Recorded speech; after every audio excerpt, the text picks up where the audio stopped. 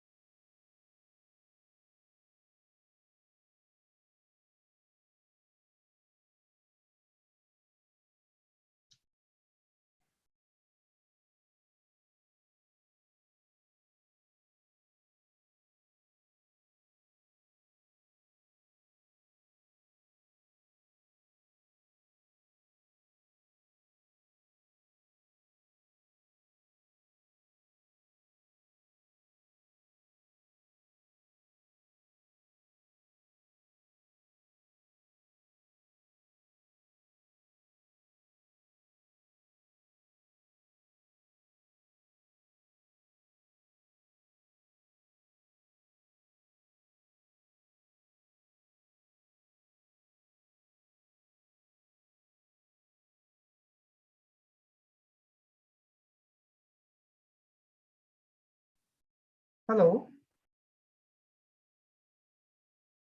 Hello.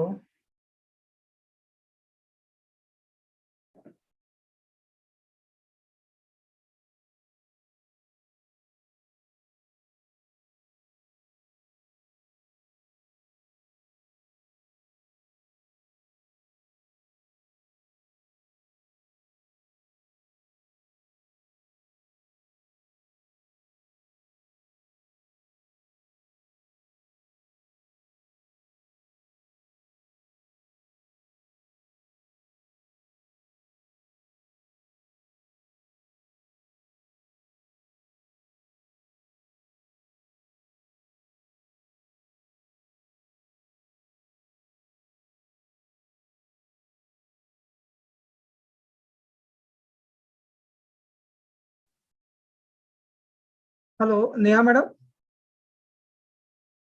Hello hello Neha Thakur madam. Hello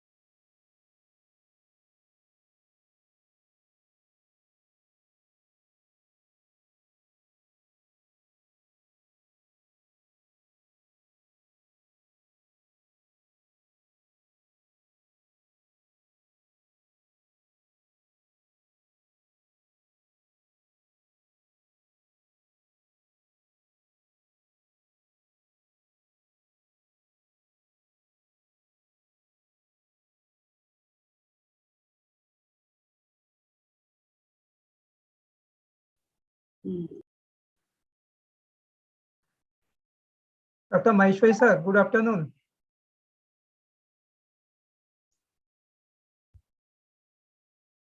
Good afternoon, sir.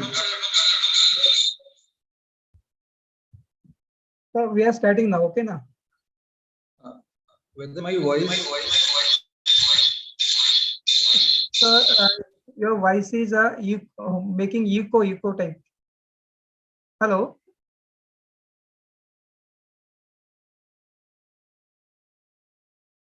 Sir, you have two devices, na? So make it one unmute, okay na?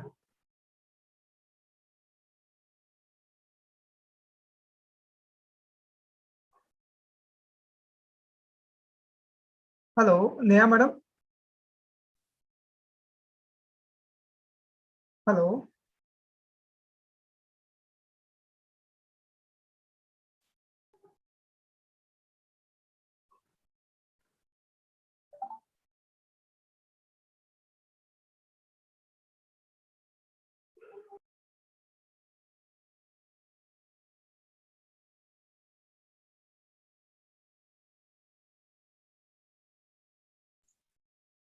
Sir, am I audible now? Hello. Yes, sir. You are now audible. Okay, fine. Okay, sir. Yes, fine now. Hello, madam.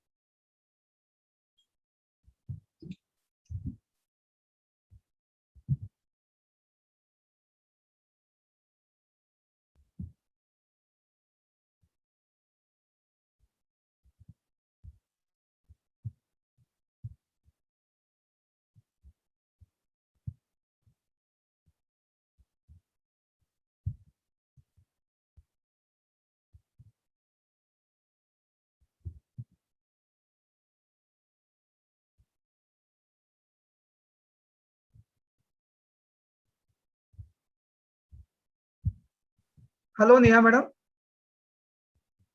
Unmute yourself. Madam, unmute. Madam, unmute the mic. Neha madam, unmute.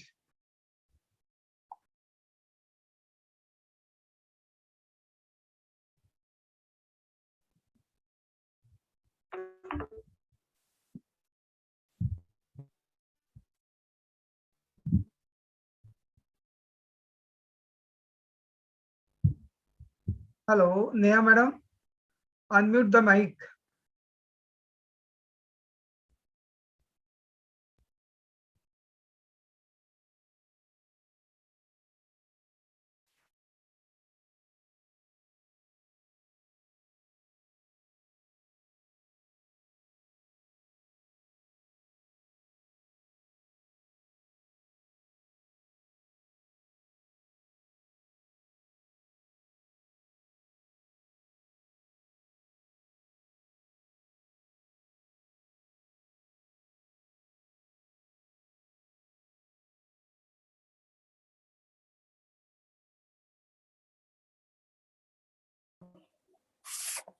Sir, am I audible?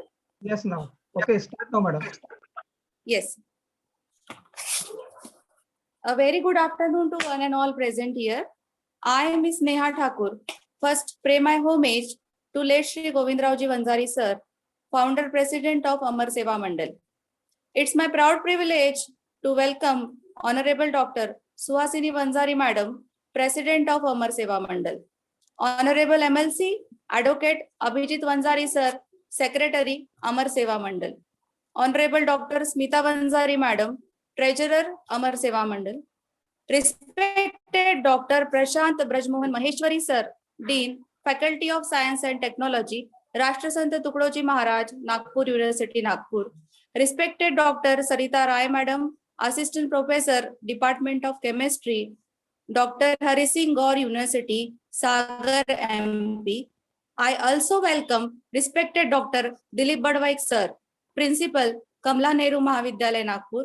Respected Dr. Pradeep Dahikar sir, Vice Principal, Kamla Nehru Mahavidyalaya, Nagpur. I welcome convener of this 1 week faculty development program, Dr. W.B. Gurnule, Professor, Department of Chemistry, Kamla Nehru Mahavidyalaya, Nagpur. I heartily welcome all respected faculty members and all participants from various colleges across country and abroad. Today we are gathered here for 5th day of International 1 week faculty development program organized by Kamla Nehru Mahavidyalaya, Nagpur. Starting from 2nd May 2022 till date, we have a series of knowledgeable technical sessions on various topics related to research methodologies.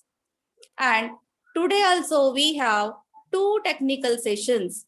For first technical session, we have with us respected Dr. Prashant Maheshwari sir, Dean Faculty of Science and Technology, RTMNU Nagpur. While for technical session 2, we have respected Dr. Sarita Rai Madam, Assistant Professor, Department of Chemistry from the Sagar University. So now moving further for today's first session. On this auspicious occasion, we have a dynamic personality with us as a resource person, respected Dr. Prashant Maheshwari sir, Dean, Faculty of Science and Technology, RTMNU Nagpur. It gives me an immense pleasure to introduce our today's key speaker. Sir, an accomplished teaching professional with more than 3 decades of an teaching experience and 10 years of research experience. He also has in-depth administrative experience, being the director of an educational institute since 2008. Sir is self-driven, result-oriented person with flexibility and ability to connect to all levels in an organization. Continuous self-development and learning has added his knowledge and is an asset to the institute with whom he is associated with. Sir has headed various departments as a director, dean at various colleges in Nagpur from 1988 till date, from NPN Polytechnic to then KDK College of Engineering Nagpur, Ramdev Baba College of Engineering Nagpur, Priyadarshini College of Engineering Nagpur, JD College of Engineering and Management Nagpur, and presently Sir is Dean at Faculty of Science and Technology, RTMNU Nagpur. Sir has total 10 patents to his credits and published more than 28 research papers in different international and national journals of repute. He has many books and book chapters in his credit. He has chaired sessions in many conferences and seminars. Sir has been awarded with many awards, and one of the recent one is NPTEL Swayam by Ministry of HRD Government of India and has recognized as NPTEL Star under 4 categories, namely NPTEL Enthusiast, NPTEL Believer, NPTEL Evangelist, and NPTEL Domain Certificate for July to December 2021. Still, a long list of achievements are there, but with this brief introduction, I am highly delighted to invite respected Dr. Prashant Brajmohan Maheshwari sir to enlighten us with his valuable knowledge on the topic Bibliography of Scientific Communication. Over to you, Maheshwari sir. Thank you, Neha madam, for the kind words you have showered on me as my introduction. Before I really start, let me share my screen.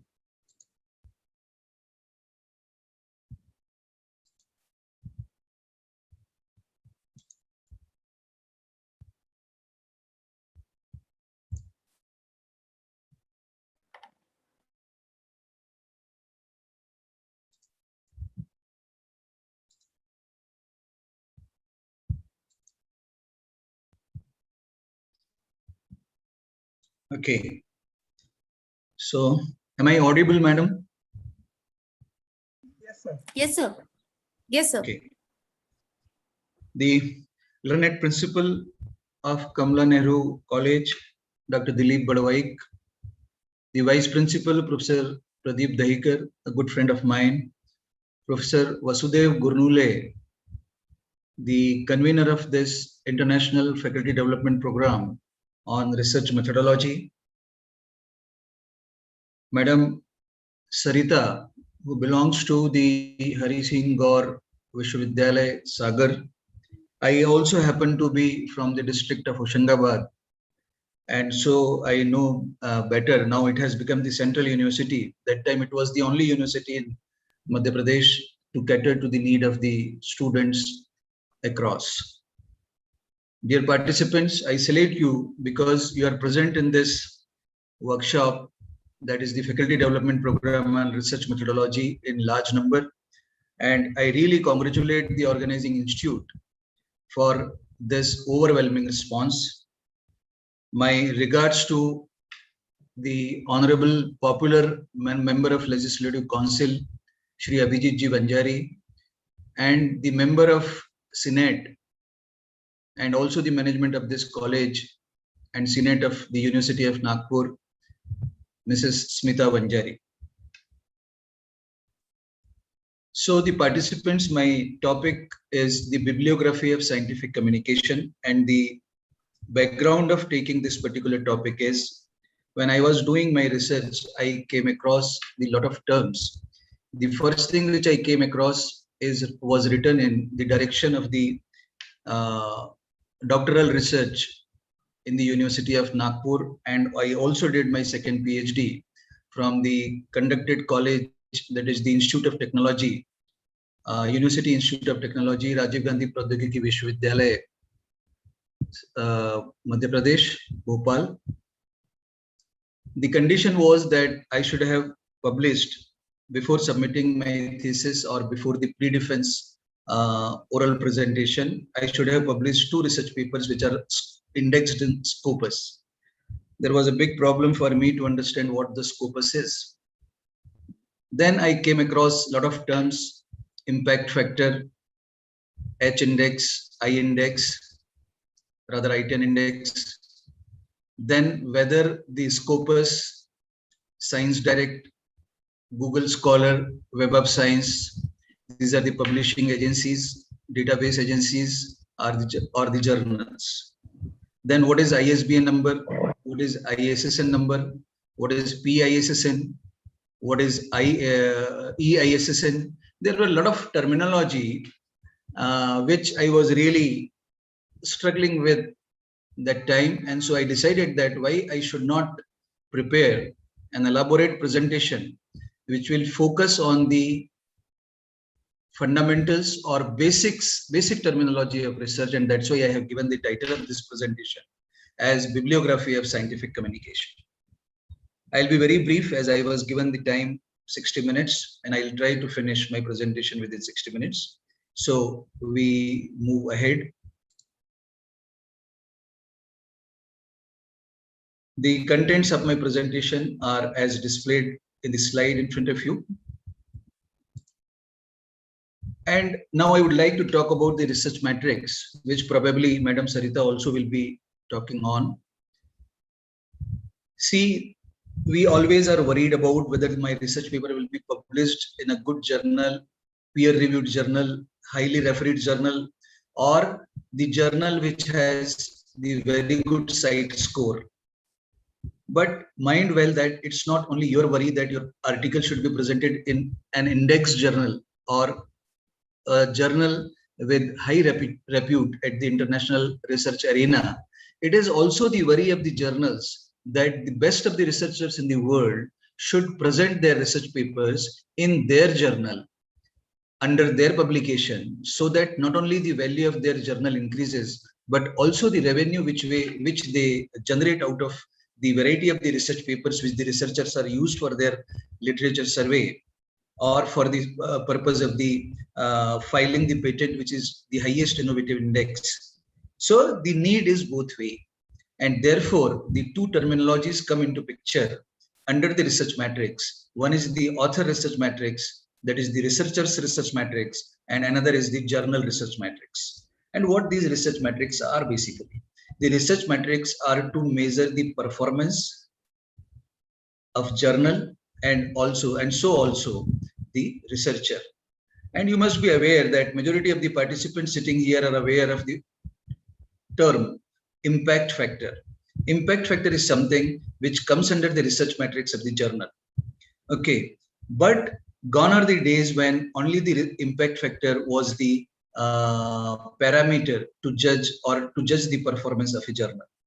There are a lot of more parameters have been developed, have been researched, and now we have the basket of the research matrix, wherein not only the impact factor, but also the factor to altimetrics, H index, I index, and there are a lot of things. And impact factor also is calculated 2-year impact factor, 5-year impact factor, and there are many things which we are going to see, like the cite score.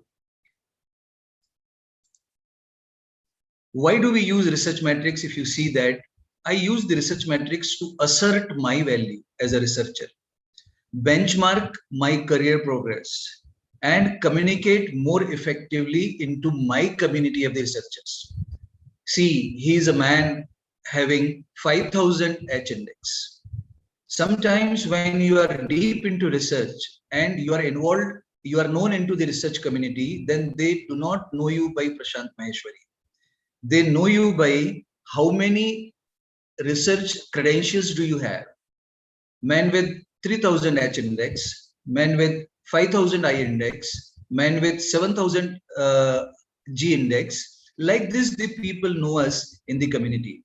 And then we really surprise, wow, he has 5,000 H index. And till date, I have only 6. Then the question comes, how strategically these indices for an individual, that is the researcher, can be increased, because the indices are the research matrix for an author. Okay, so and then say for example, you are applying for a post from assistant professor to associate professor. Then there are variety of academic performance indicators, and a fixed academic performance indicator in terms of number is required by you in order to qualify for the interview or for the application, where from these academic performance indicators do come.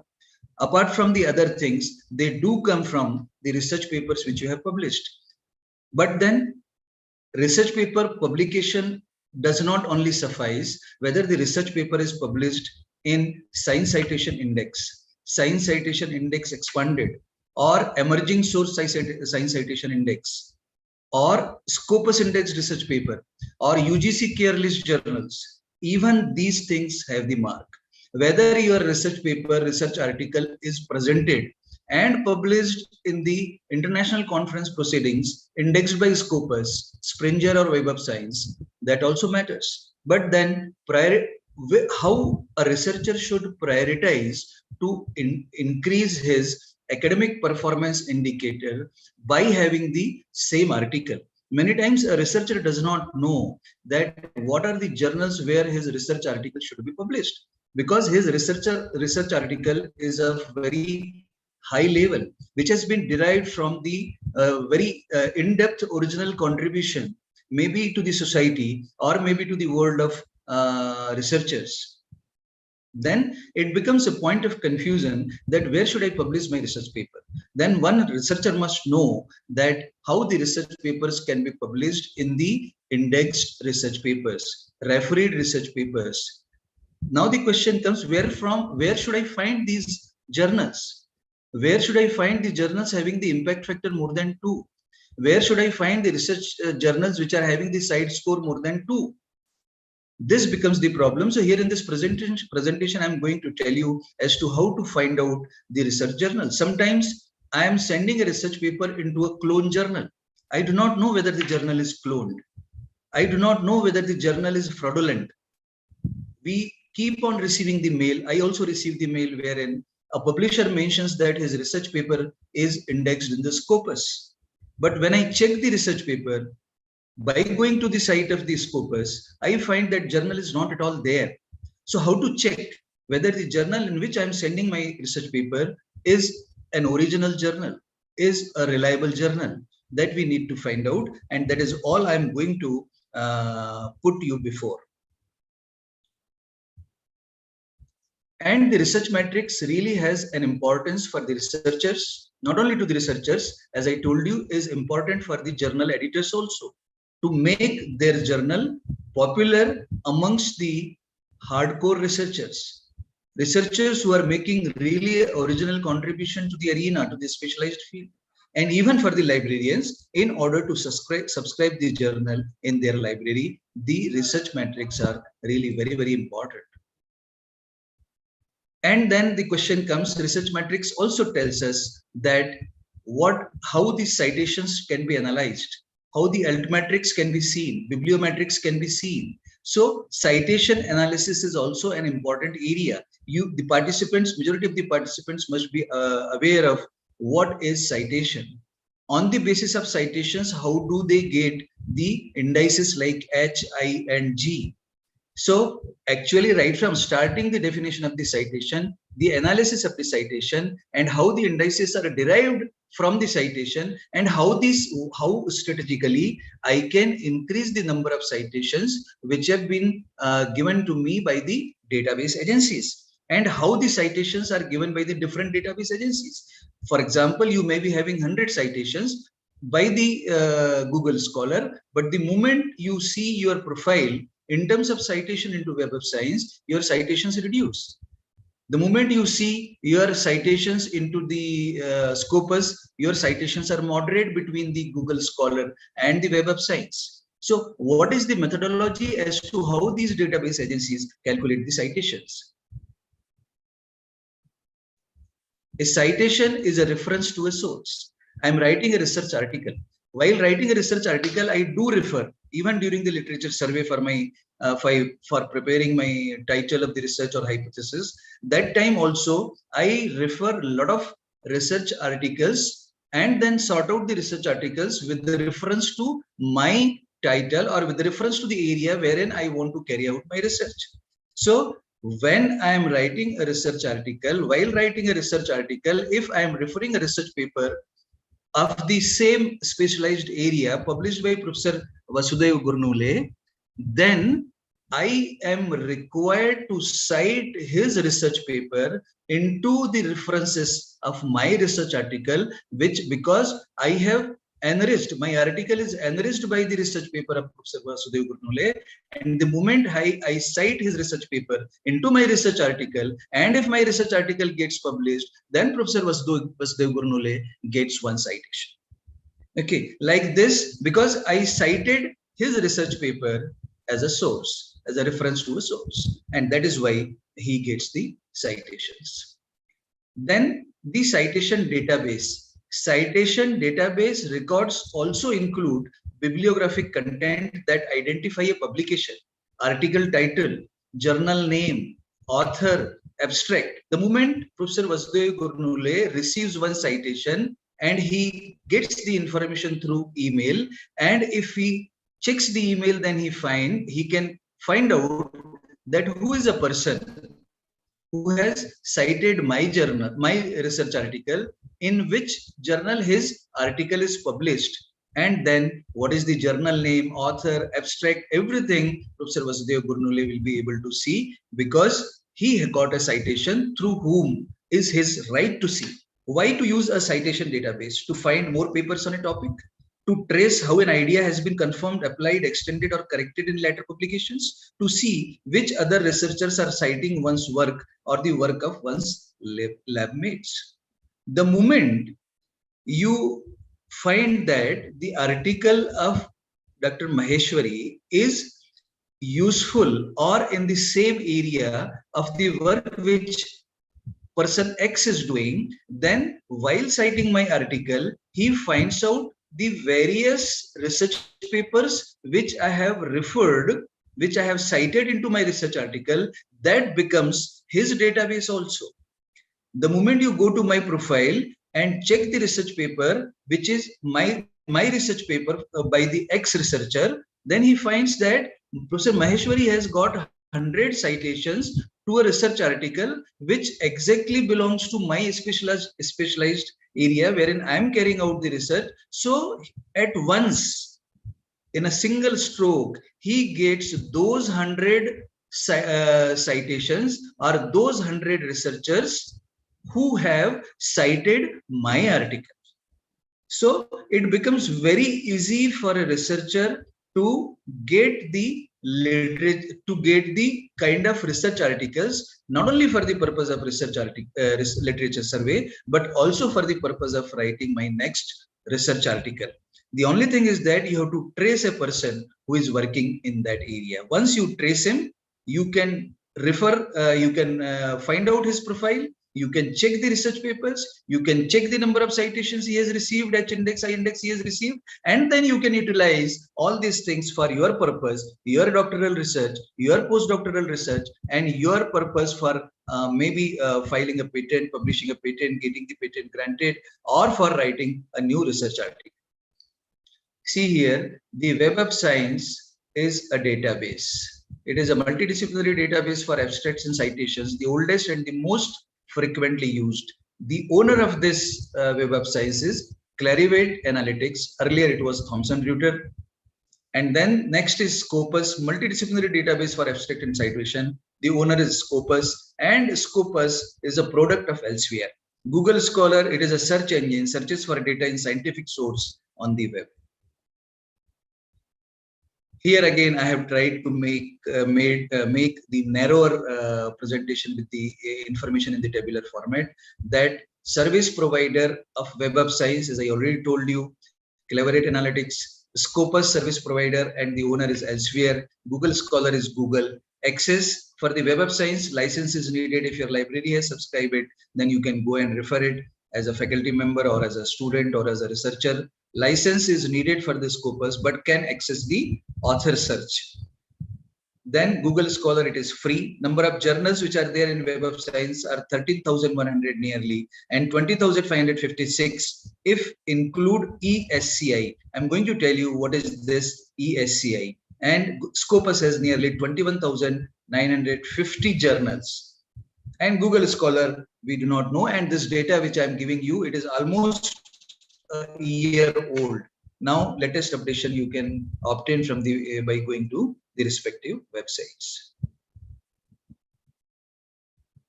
Then what is the SCIE? Science Citation Index Expanded. ESCI is Emerging Sources Citation Index. BKCIS is Book Citation Index Science. CPCIS is Conference Proceeding Citation Index Science. Then Social Science Citation Index SSCI, and Arts and Humanities Citation Index AHCI. So these are the abbreviated form. I expanded them for your comfort and for your easy reference. And then those of my participant friends who are publishing their research papers into the international conference or the national conference, which is supported by the conference proceedings indexed by the Scopus, then definitely if you observe minutely, you will find that the CPCIS Conference Proceeding Citation Index is given into that international proceedings.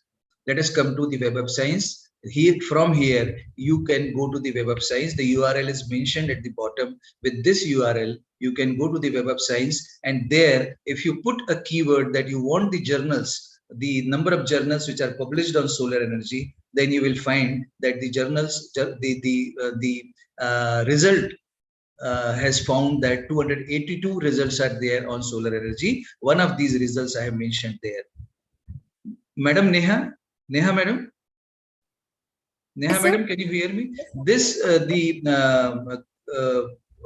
what I should say, a strip is going on at the bottom wherein what I am speaking is getting replicated in English. Can that be removed so that I can see my complete slide? Okay. Yes, sir. Is that possible? Yes, sir. Yes. Because I am speaking completely in English, so all the participants probably will be able to understand. Yes, sir. Yes. Okay, sir. Okay. Thank you. See, if you see this slide, then I was searching for the journals pertaining to solar energy. I got 282 results. Out of that, one result is shown here on your computers. Then here you will see that it has ISSN, EISSN number. Okay, so what is ISSN? What is EISSN? E means electronic, P means print. And then with this number also you can search and you will find that particular journal is popped there on the website. And then this is the Science Citation Index Expanded. If you want to see that whether the journal is Science Citation Indexed or not, SCI or not, this also can be seen when you go to the Web of Science, go to an individual journal, and then you can find out all these things. This is the JCR, to which we say Journal Citation Report. This is of 2019. You can refer the latest one, and this you will find will give you the comprehensive list of the journals which are published by Web of Science, and that is called as the JCR, Journal Citation Report. Herein you can find out the full title of the journal, abbreviated title of the journal, country and region where from it is published, and whether it is Science Citation Index expanded or it is Social Science Citation Index, that even you can get. And if this slide is expanded, you can even get whether this journal is discarded by the Web of Science or it is still there, and even if it is discarded, from which date it is discarded, so that if you have published some paper in the research journal of the Web of Science, then you can understand that that journal was valid that day when you have published, or whether it is not, it was not valid that day.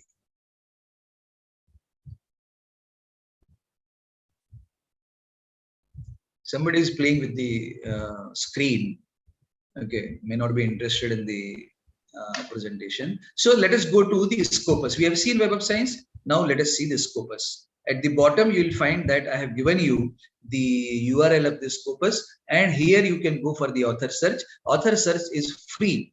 You can search any author, any of your friends, anybody in the world as a researcher. You can search that what is the status of that author, how many research papers did he publish, what is the status of the H index, I10 index, what are the areas in which that author is working, whether those areas are the areas same as your research work. Then you can go deep into the research work done by the authors.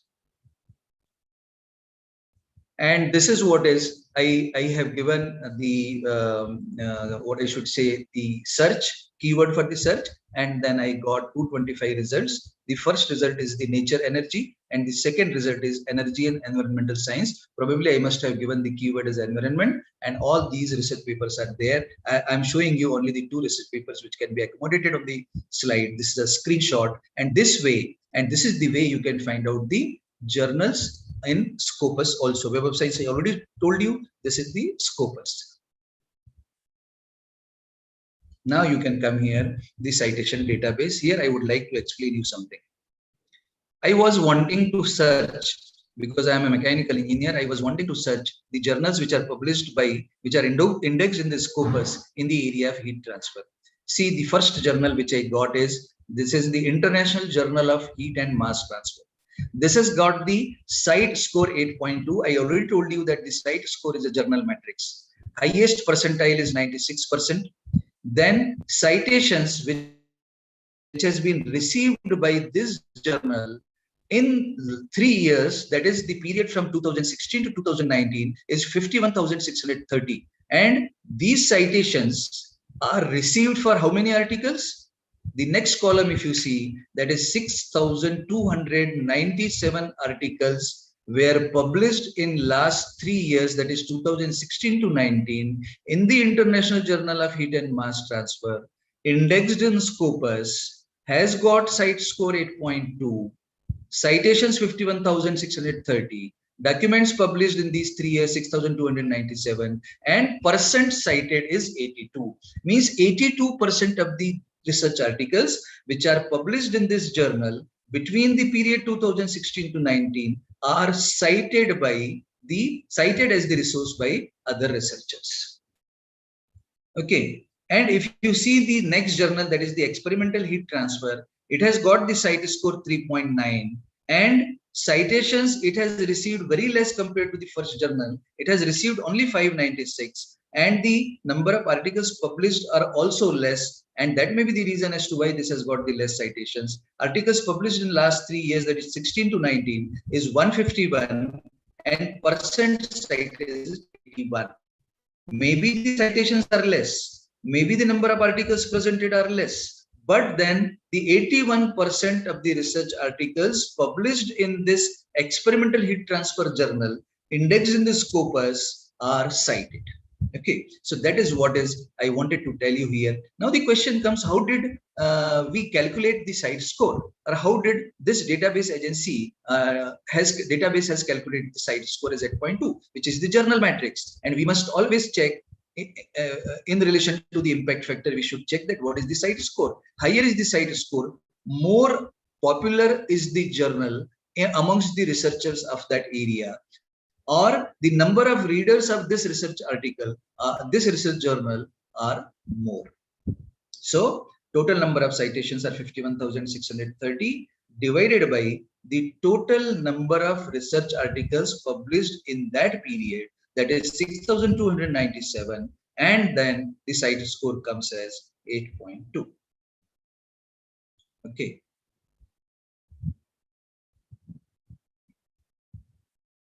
What I told you is what this slide is also telling you. 71.2. How did we arrive at 71.2? I already told you. Then highest percentile. What this percentile is? The nature energy has 99 percentile is the score. That is, the cite score percentile indicates the relative standing of a serial title in its subject field. Serial title means what? The number ISSN, what we give is, that is the serial title. 99% or higher than 99% of titles in that category. These are the citations. This is the percent cited. And then here we take a very small break, wherein I'm trying to tell you the short summary which we have seen so far. We have seen the various databases, that is the sources of literature, Web of Science and Scopus, Google Scholar and Science Direct, publishers which we have seen, which publish journals, books, conference proceedings are elsewhere, Taylor and Francis, Springer, IEEE, American Society of Mechanical Engineers, Civil Engineers, Computer Science Engineers, and Melee Online Library. And like this, there are many journals. The participants who are here, they are aware of all this. Scopus is Elsewhere's abstract and citation database. I told you that this Scopus is a product of Elsewhere's. Now I am coming to how should we, so far we have seen the slides as to how should we peep into the databases. Now we will see as to how we can peep into the publishers coming for variety of journals. So this is what is the URL of Elsewhere. You can go to the Elsewhere website, and then what is Elsewhere? Products and solutions, services, shop and discover, and search. This search, which has been put up under the box, will give you whatever you want from this website in terms of the research articles, books, book chapters. So what is Elsewhere is? Netherlands-based information and analytics company specializing in scientific, technical, and medical content. It normally does not deal with the other faculty than the professional one. See here. Now the question comes, a lot of people ask this question as I am the professor and guiding a lot of scholars, and now I have become the dean. So they ask where from we should come to know that what are the journals which are published by the Elsewhere and which are valid also. So here see the three boxes I have shown you at the bottom. Download the source title list. Means whatever research journals are published by the Elsewhere can be downloaded, and you can permanently have it on a yearly basis. Because after a year, it may change. Some of the journals may be discarded based on their performance. Some of the new journals may be taken in based on their performance. And you can also download the book title, and you can also find out how can you write the book for the Elsewhere, what are the formats, how can you fill the formats, what is to be written, everything you can come to know from this website. And then one very important thing, that discontinued source from Scopus. And when you download this, they will tell you that from which date it is discontinued. So the authors need not to worry about that. Your paper, research paper, will be valid if you have published the research paper in that discontinued journal before the date of discontinuation. And many times we see this and then we just fear that, oh, this journal is discontinued and the paper which I have published that time, the journal was continued. So whether my paper will be counted for the promotion or for the funding when the journal is not continued. So believe me that if the date on which you have published the paper, your paper will definitely be counted in terms of giving you the marks on the basis of the academic performance indicators, or when you apply for the funds, research funds from the central government funding agencies or from your university. And see the database here. What type of, how many research journals with the variety of information, what is the print ISSN number, EISSN number, the name of the journal, whether the, what is the site score. If you see the last column, they show the site score also. And I already told you site score means the number of citations divided by the number of articles published in that journal in a specified 3 years period. Okay, that's why they have written 2017 site score. Okay, this is the Science Direct. I hope that majority of you are well versed with the Science Direct. You can put your keywords, either author name or the journal book title, volume, issue, page. You put any of the things and then you will find the list related to what you have inputted into these boxes. And then you can find out that whether these research papers are useful to you. If at all they are useful, you can see their abstract. If you want to have the full research paper, then the full research paper is charged by these database agencies or the publisher. You can register, and then after registration, you can directly make the entry into it. That is all you are aware of. So it is a database. Citation-based research matrix. Now we are coming to a citation is a reference to a published or unpublished source that you consulted and obtained information from while writing your research papers. Even a patent can be your citation. Patent once published comes to the public domain, and even the published patent can be cited by you. You can cite the PhD thesis, like the PhD thesis in electronic form are available on the University Grants Commission website under Shodh Ganga. Like this, you can refer, you can even refer a magazine, technical magazine, or whatever resource wherefrom you could get the information to make your research stronger, can be cited in the references which you are giving at the end of the research paper. Why do we need to cite our sources of information? To give credit to the original sources. I told you by giving the example of Professor Gurmule that because I referred his research paper, it becomes my duty to give the credit to him because I got help from his research paper. To establish your credibility. If you use something there from somebody's research papers and do not give a credit to that, then you are considered as the person who does not believe in credibility, and it is unethical practice to guide your readers to participate in an academic conversation. Let us come to the citation-based research matrix. See, as I told you that there are different databases, there are different parameters for the journal matrix, and the parameters may be parameters of one of the database agency may be stricter compared to the parameter of another database agency, which I will be showing you by giving certain examples at the later stage of this presentation. So I hope that you are able to read that Web of Science and Scopus. So site score is a Scopus parameter. SJR is a Scopus parameter. Similarly, journal impact factor is a Web of Science parameter. Okay. Let us try to understand what is impact factor. Instead going into this detail, let us see an illustration. Journal impact factor.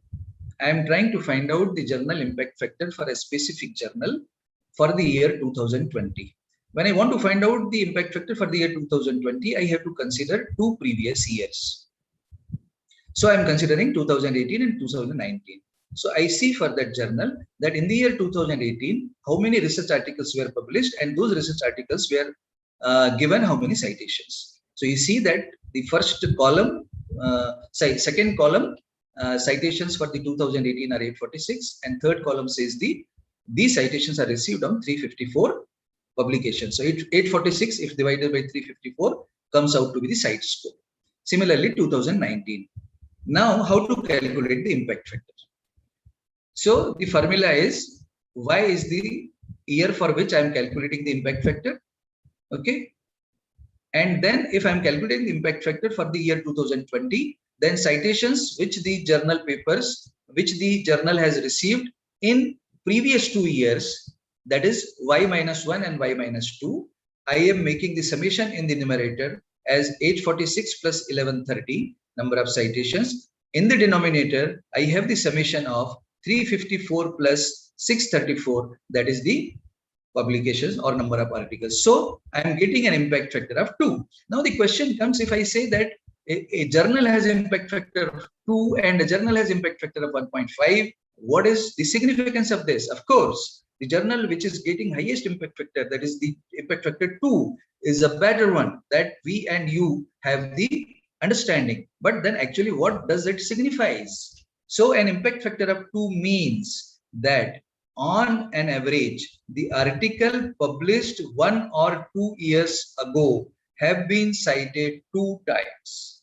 Means every article published in this journal in last 2 years has got minimum 2 citations. Okay, so that is what is the meaning of impact factor. One must know impact factor कितना है.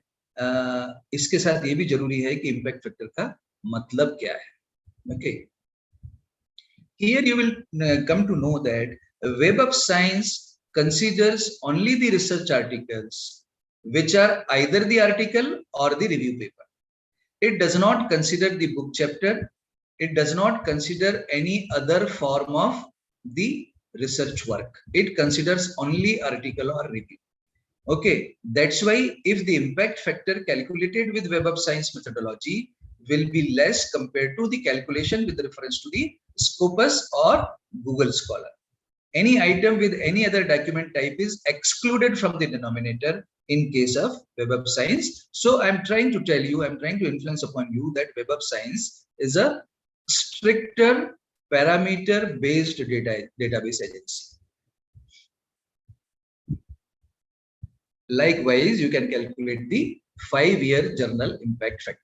People do calculate 5-year and also 2 years. Let us try to see that what is the difference between 2-year or 5-year, and why do the people go for 5-year or 2-year journal impact factor. So I'm trying to calculate here also the impact factor for 2020, last 5 years, citations and publications, and this way, similar to the last slide, we have calculated and we got the impact factor 1.55. The 5-year journal impact factor is the average number of times articles from a journal published in the past 5 years have been cited in the chosen JCR year. JCR, I already told you, Journal Citation Report, and that Journal Citation Report year is 2020 in this particular case. Immediacy index, I will skip for the time being because we are left with only 15 to 20 minutes, but then immediacy index is also one of the parameters of the Web of Science. I will just give you an example that immediacy index is the citations from Journal Citation Report year to items in Journal Citation Report year, means for that year only. Citations to all items published in 2019 and articles and review published in 2019. Okay, so this is 1 year we are only considering, and that's why the term immediacy is used for this purpose, and the impact factor is 0.48. Why immediacy index is required when there is already a terminology impact factor? Frequently issued journals may have an advantage because an article published early in the year has a better chance of being cited than one published later in the year. Of course, this everybody can understand that if I'm considering the immediacy index for a year, maybe 2022, then the journals which are published early, that is in the January, February month of 2022, will be, there are chances will be cited more compared to those which are published in October, November, and December.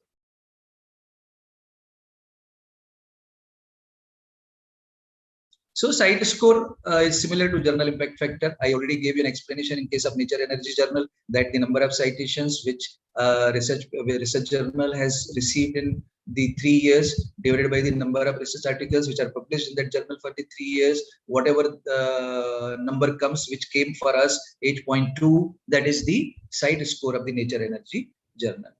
It accounts 3 years data and it is Scopus index, not Web of Science.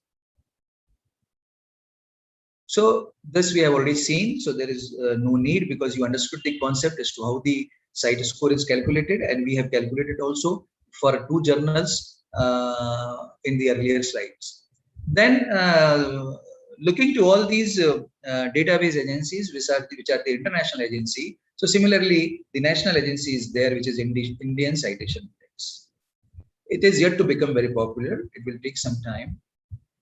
So this is the website of Indian Citation Index. You can find out what are the journals which are associated with the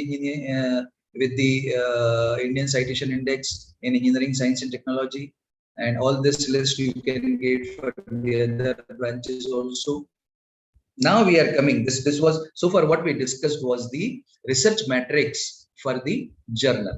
Let us try to see the research. I did not discuss all the research matrix. Okay, that will take a lot of time. My presentation is that way for almost 4.5 hours if we discuss everything. So I thought the things which are very popular, the things which are frequently used in the researchers arena, and the terminology you come across frequently, I tried to concentrate upon that terminology so that once you become familiar with these terminology, then probably next time sometimes we can discuss in detail so that you can become an impactful researcher, and then strategically you can see that how these research metrics can be improved for you and how can you become a renowned researcher globally.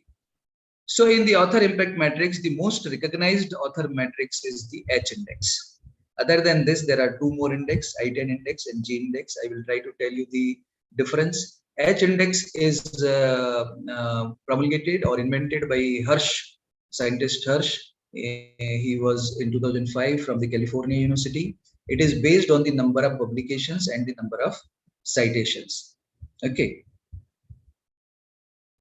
It is generally recommended to choose the most advantageous H index as it changes over time. When you need to share it, do not forget to indicate where and when you found it. See here, H index. As I was telling you, we were making the comparative analysis of the different database agencies. Now here you see that based on the number of research papers you have published and number of times they are cited, we calculate the indices. And say I have calculated some indices based on my research papers and the citations. Then if those indices are calculated, say for example, I have calculated the H index with reference to the Web of Science parameters, I will get 9.6. The same number of research papers and same number of citations, if are calculated with reference to the parameters of Scopus, I will get 12. And with reference to Google Scholar, I will get 21.5. See the difference. Therefore, strategically, you must always show the calculation in 3 patterns. And if to be very honest, you should show 3 so that one should understand that your H index is 21.5 also. We do not know when the competition takes place, when there are a number of applicants for the funding or for the interview or for the promotion, then one must be quoting it by Google Scholar. He gets 21.5 and you are quoting with reference to Web of Science, you get 9.6. So if the competition, if the comparison is made between the candidates, then you having the same number of research papers, same number of citations getting 9.6 and your competitor is getting 21.5 because both of you have calculated with reference to the parameters of the different database agencies. So you must know as to what you need to do while calculating. You need to be very, very strategic. If somebody has an H index of 5, what does it mean? If Neha madam has the H index 5, how do you signify this? It means that 5 of her research articles have been cited at least 5 times each. She may be having 10, 20, 25 research articles, but then her 5 articles are cited minimum 5 times each. And therefore, she got the H index 5. Remaining research articles in her portfolio must have got the citations less than 5.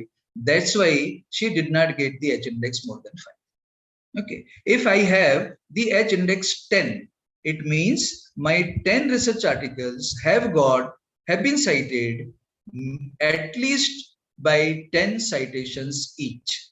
Then I will have the H index 10. I will illustrate it by some examples at the later stage. This is not really important. This only tells you that researcher A, B, C, A has 1, B has 10, C has 10 publications. A has 200. Citation impact of 3 researcher is 50, 20, and 20. And H index is 1, 10, and 5. I am wanting to tell you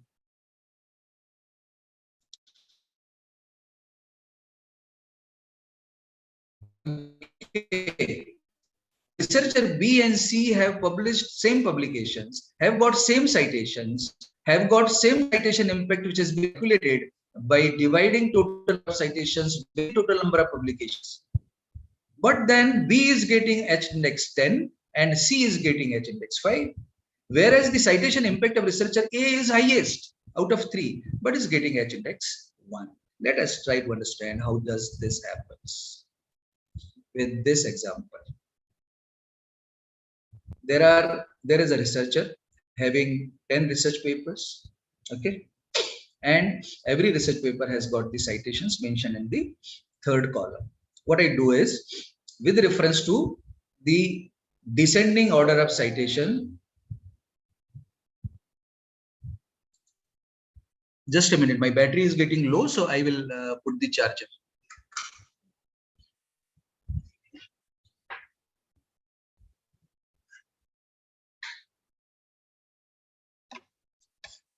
Okay.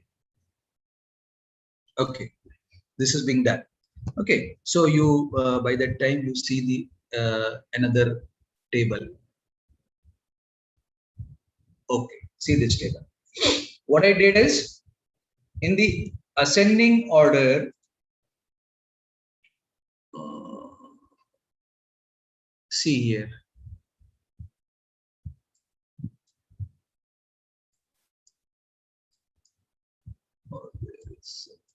Okay, what I did here is,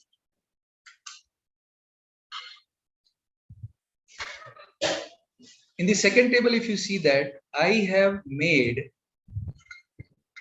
the citations in the descending order, and accordingly I gave the rank. Okay, we are in the process of finding out the H index. You should learn as to how the H index is calculated by the database agencies. Okay, as long as the statement citations is greater than rank is true, go in the downward direction. So in the first case, citation is greater than rank, 56 is greater than 1. In the second case,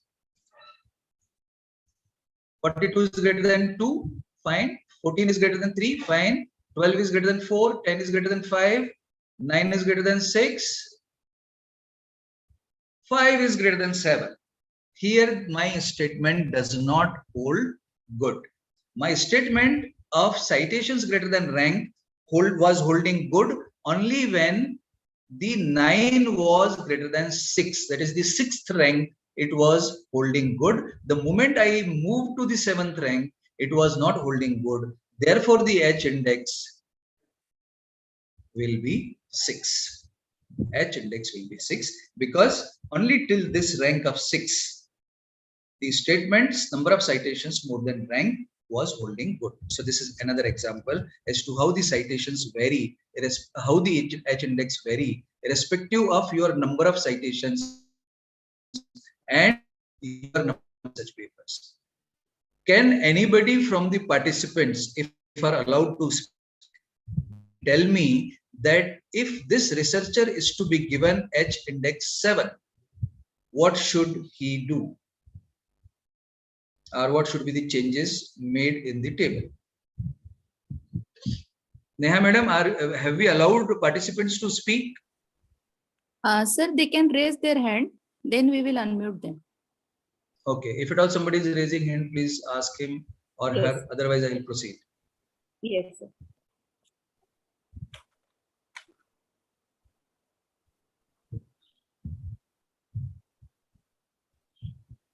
Fine, I will proceed. See, if this researcher is to be given H index 7, then at the 7th rank, this 5 number of citations which are mentioned are required minimum 7. Because H index is defined as the number of research citations must be equal to the number of research papers. So if I say H index 6, means this researcher has got 6 research papers, minimum citations of 6 each. This minimum citations of 6 each statement gets violated the moment I come to 7th, because the 7th rank has got the citation 5. If I want to give this research H index 7, then this citation, which is mentioned 5 in front of rank 7, is to be increased by 2 to make it 7. Then it will have H index 7, meaning thereby this researcher has 7 research papers having citations 7 each minimum to all the 7 research papers. Going to next.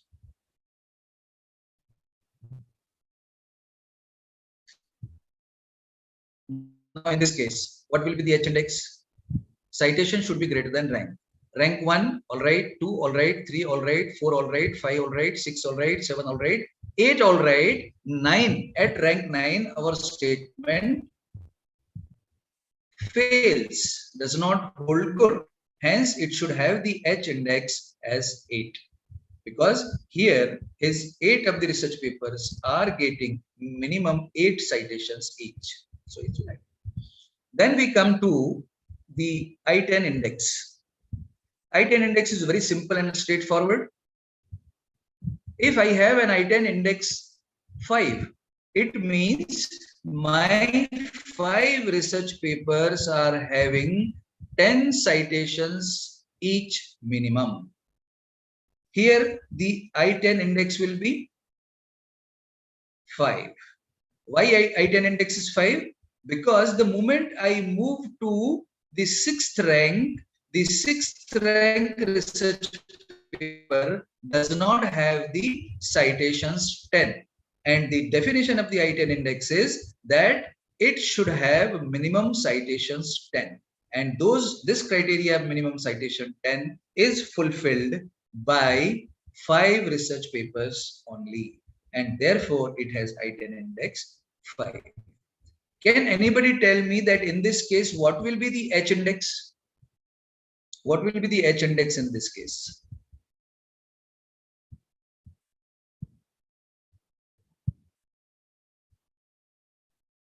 Participants, can you tell me that what will be the H index in this case? None out of 493 participants? Simple mathematics.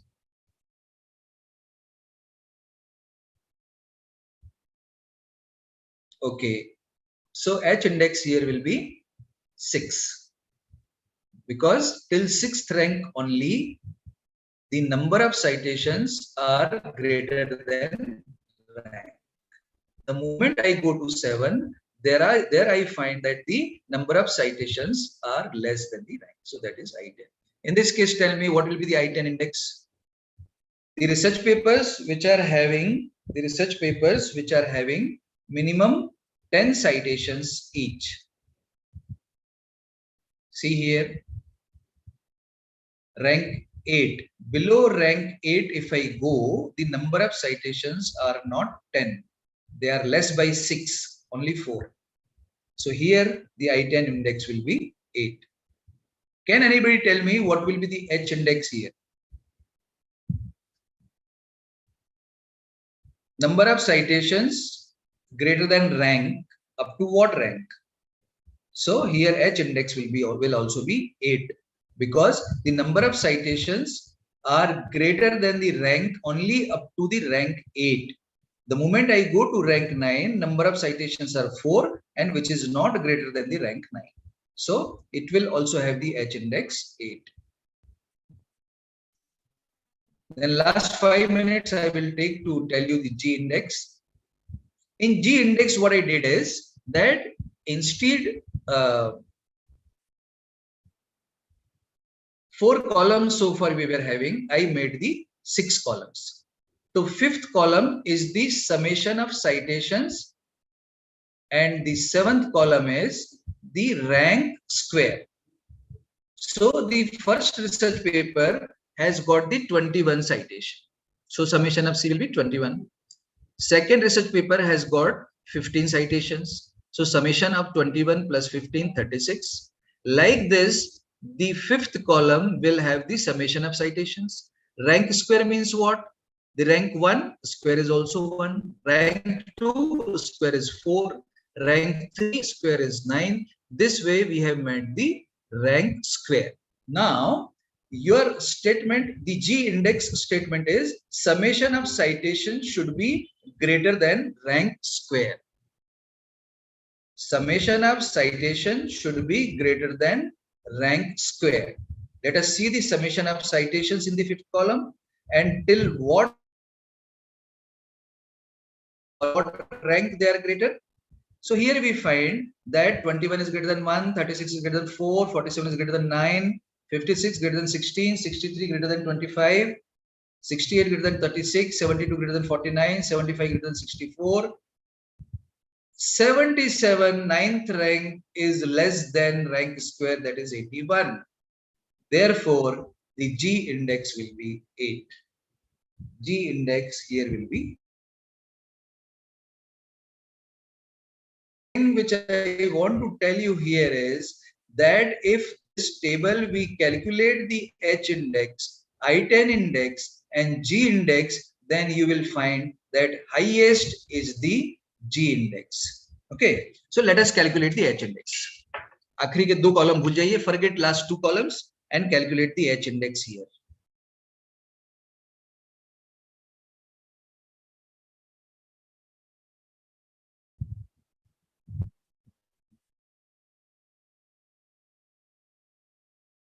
Tell me, what is the H index?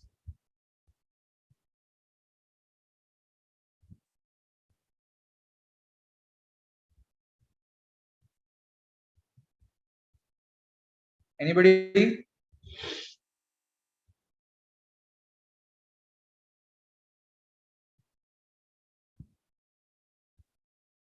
So 21 is greater than 1, 15 is greater than 2, 11 is greater than 3, 9 is greater than 4, 7 is greater than 5, 5 is greater than 6? No. So here our statement gets invalid. So the H index will be 5.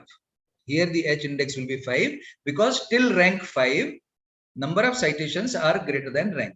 So H index is 5. What will be the I-10 index here? The number of research articles having more than 10 citations. So 21 is more than 10, 15 is more than 10, 11 is more than 10, but 9 is not more than 10.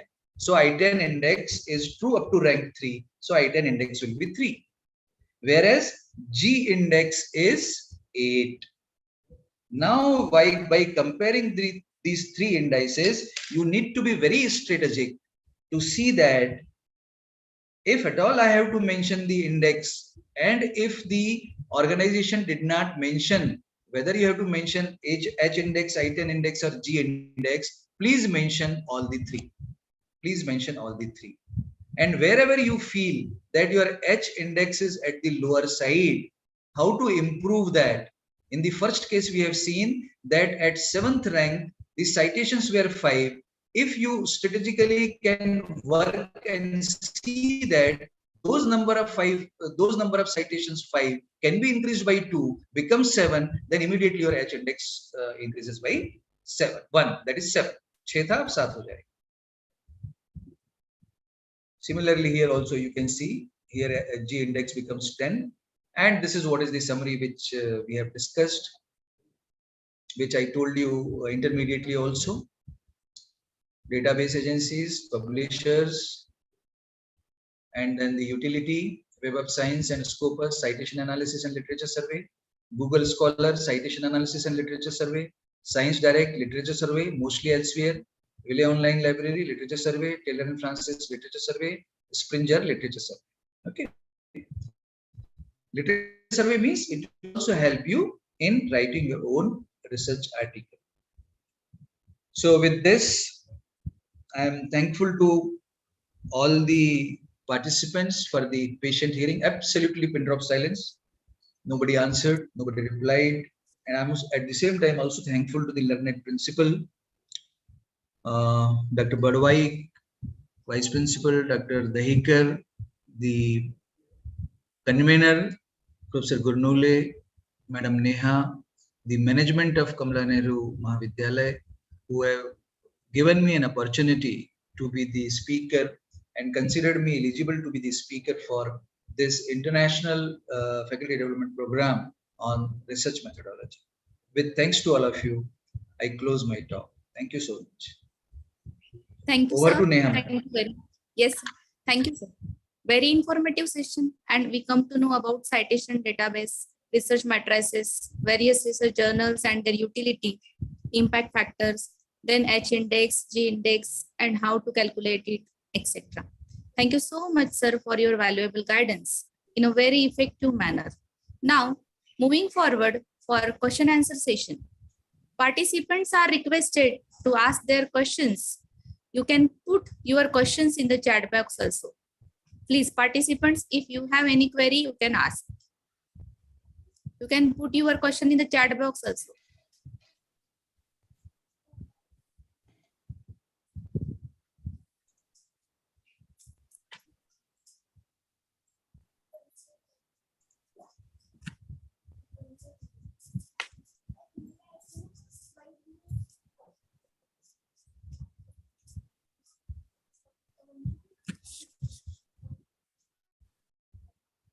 Madam, some questions are there in chat box.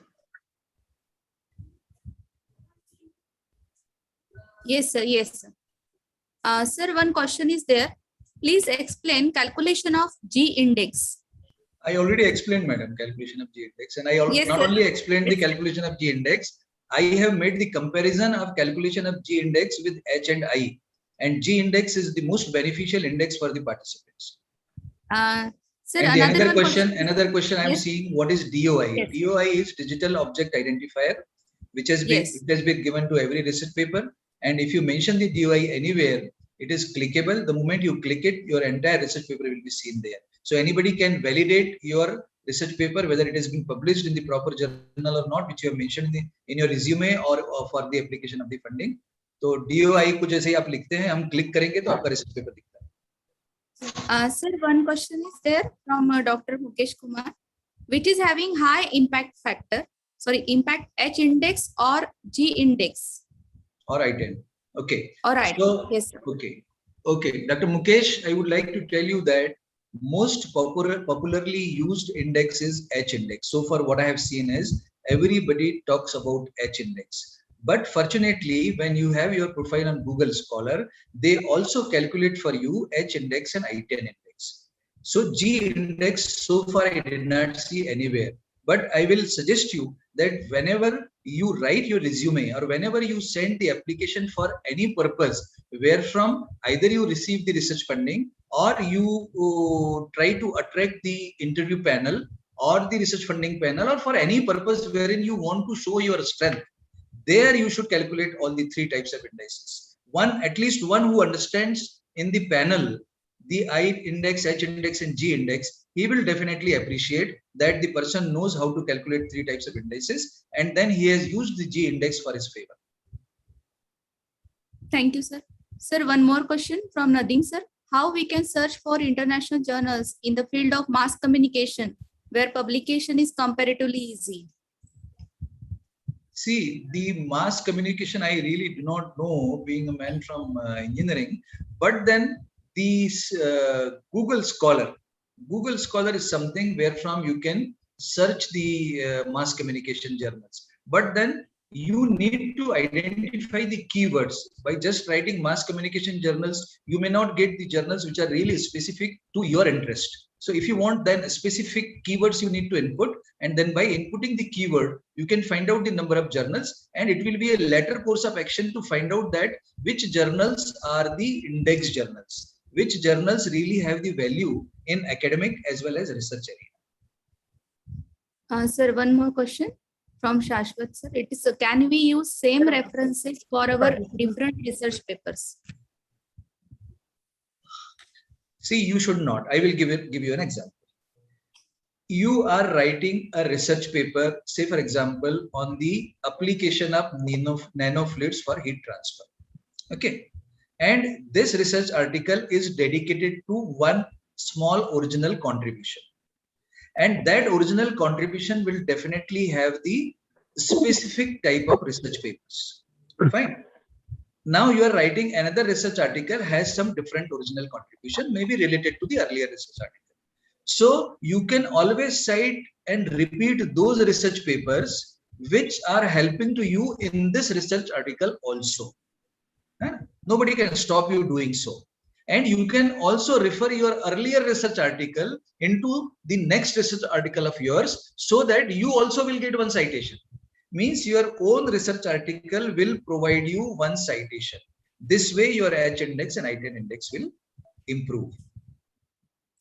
Thank But you then so it cannot much. be 100% same. It cannot be 100% same. Okay. Yes, yes. Should I ask a question? Right, sir. Hello, am I audible? You are audible. Okay, thank you. Your presentation was very nice. Myself, Dr. Pankaj Kumar Singh from IIT BHU. Sir, your presentation was really very nice.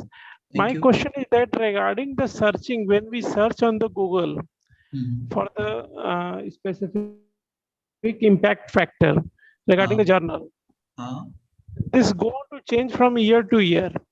But what impact factor they show, whether the recent or the 5 years impact factor or 2-year impact factor, what they show in the Google about that journal? Right. See, when you go to the journal, see the first 2 pages of the journal. Whenever you write the name of journal, the complete detail about the journal comes, wherein all the journal metrics are mentioned.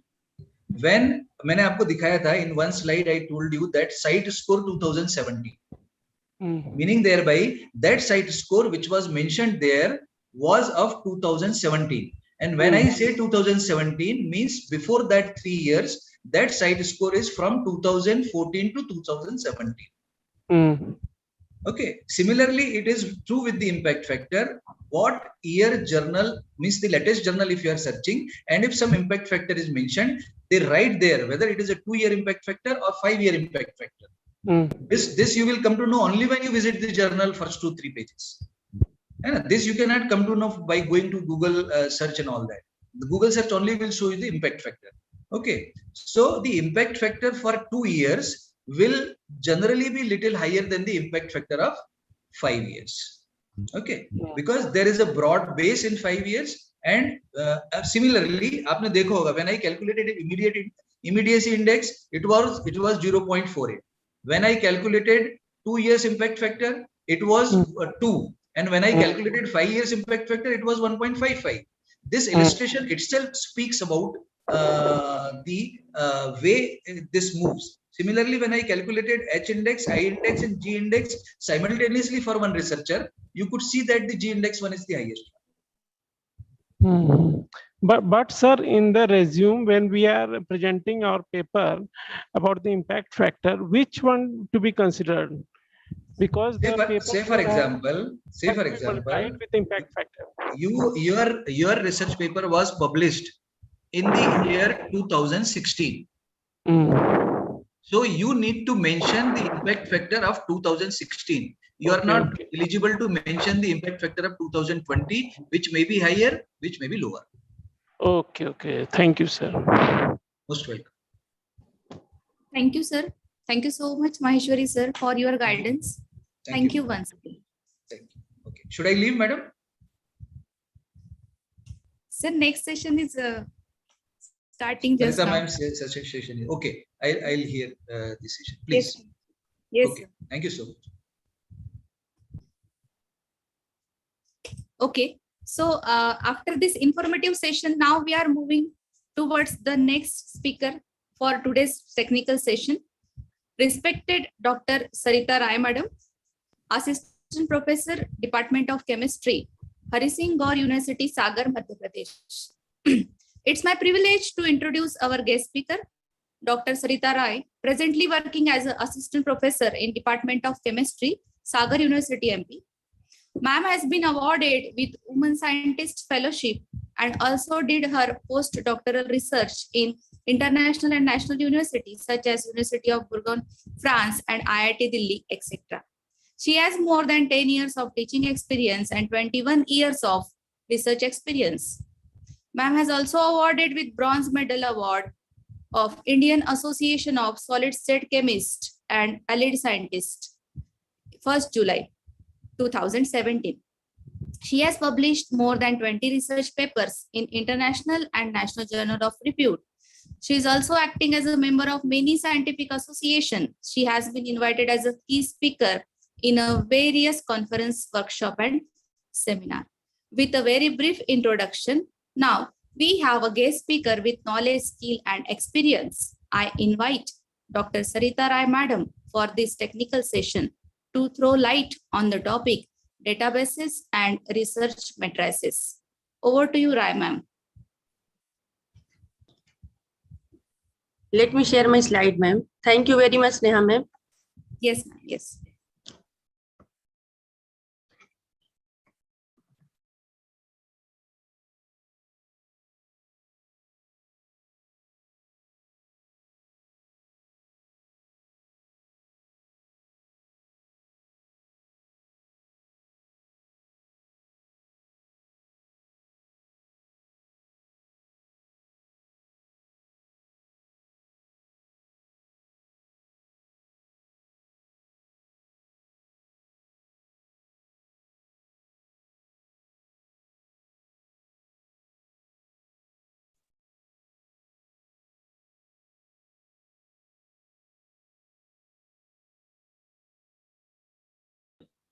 चलो ठीक है.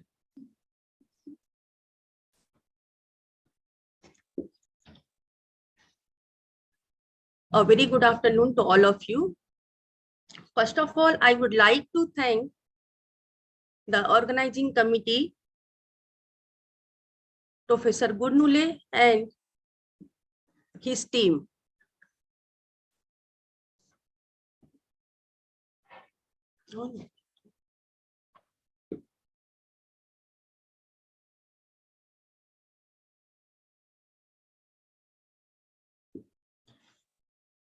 Am I audible?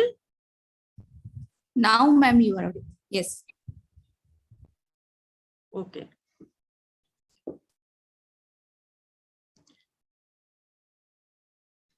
I will discuss about databases and research metrics. First of all, what are databases? A database is a collection of organized data, information, and records. Database is information that a person needs in his personal, business, social, and religious life, and the power and purpose of information is not only in collecting and finding them, but importantly in using them. Common example is telephone book.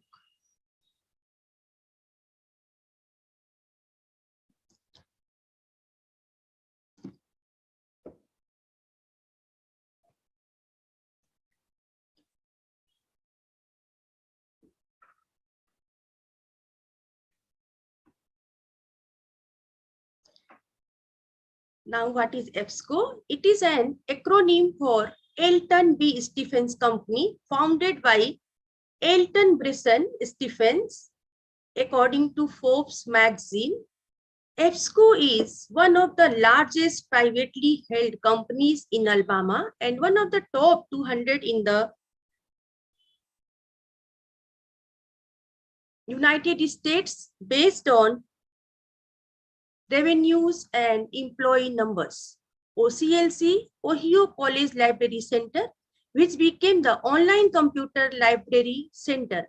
SICINFO is a database of abstracts of literature in the field of psychology. It is produced by the American Psychological Association. RTF is a text file format used by Microsoft products such as Word and Office, or rich text format. STOR is journal storage. LexisNexis is a corporation providing computer-assisted legal search. Medline or Medlas is a bibliographic database of life sciences and biomedical information. It includes bibliographic information for articles from academic journals covering medicine, nursing, pharmacy, dentistry, veterinary medicine, and healthcare. PDF is very well known. Portable document format. HTML is hypertext markup language.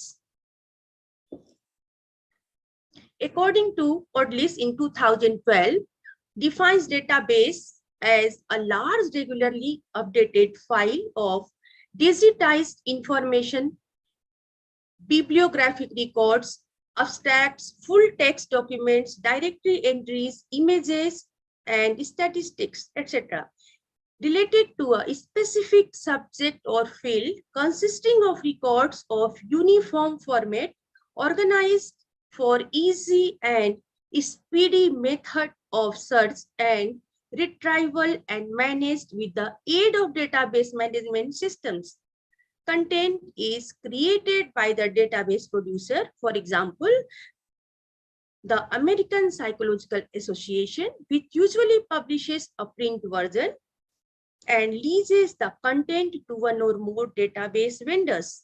For example, EBSCO, OCLC, etc., that provide electronic access to the data after it has been converted to machine readable form, SIG-info, usually on CD-ROM or online via the internet using proprietary search software.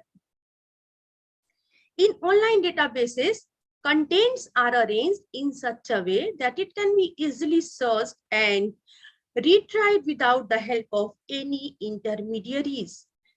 Online databases provide access to those digitalized resources that are not generally available on the World Wide Web. These databases make use of computers and communications to offer various types of information for serving the academic and research community globally. Furthermore, the information provided by online databases is scholarly in nature, and users may possibly need to pay an amount of money to subscribe it.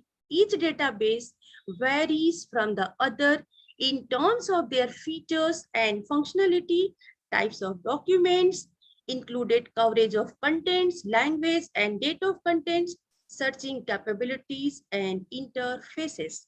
Some of the well-known online databases in the field of education and research are Scopus, JSTOR, LexisNexis, Medline, ProQuest, ScienceDirect, Compendex, ERIC, Cambridge University Press, Project Muse, Project Euclid, Siam, MLA English, WorldCat, and so forth. Now, what are the characteristics of these databases? It's organized collection in an online database. Contents are arranged logically to facilitate easy access and retrieval. Documents in such types of systems are organized in a suitable manner for carrying out easy and fast retrieval of information. What is its credibility? In online databases, recorded contents of information are reviewed by subject experts and publishers to maintain credibility and authenticity of the resources. The contents of database are finally evaluated in terms of their accuracy and credibility. Usability, the well-defined organization of information, contents, and search capabilities of online databases allow users to search and retrieve results more efficiently and effectively. Now, what are the types of online databases? Online databases are divided into two main categories: reference databases and source databases. Reference databases direct seekers towards the source of information, while source databases include actual information itself. On the basis of content, scope, and the information incorporated, online databases are grouped under the following categories: on the basis of information incorporated, on the basis of scope of data, on the basis of contents, and on the basis of providers. I will discuss one by one.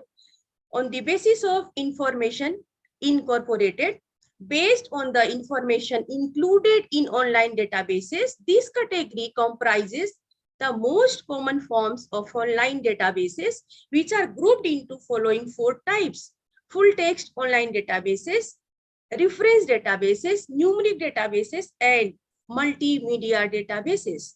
First of all, I will discuss full text online databases. Full text online databases is a compilation of documents or other information in the form of database in which complete text of each reference document is available for online viewing, printing, or downloading. In addition to text documents, images are often included as graphs, maps, photos, and diagrams. Full text online databases are comprising full text information of the publications that are basically either print or online in origin. It includes large files of text such as all the paragraphs of a journal article or all the chapters from a book along with abstract or citations of the text files incorporated in them. According to Bandyopadhyay in 1999, full text online databases are now being using as effective and important sources of periodical literature that are not usually available in local collection of libraries. For example, JSTOR, Emerald Insight, and Wiley Online Library, etc. Now, what are the reference databases?